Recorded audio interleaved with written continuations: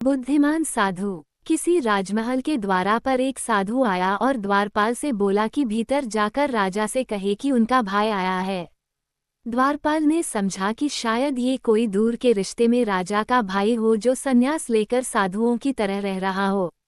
सूचना मिलने पर राजा मुस्कुराया और साधु को भीतर बुलाकर अपने पास बैठा लिया। साधु ने पूछा, कहो अनुज, क्या हाल चाल है तुम्हारे? मैं ठीक हूँ, आप कैसे हैं भैया? राजा बोला।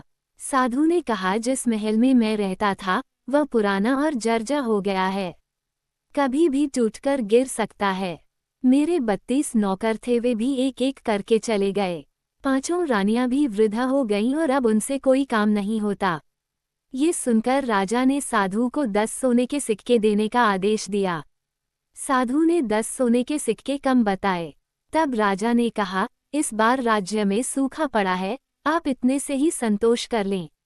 साधु बोला, मेरे साथ 7 समंदर पार चलो, वहां सोने की खदानें हैं। मेरे पैर पड़ते ही समुद्र सूख जाएगा, मेरे पैरों की शक्ति तो आप देख ही चुके हैं। अब राजा ने साधु को 100 सोने के सिक्के देने का आदेश दिया।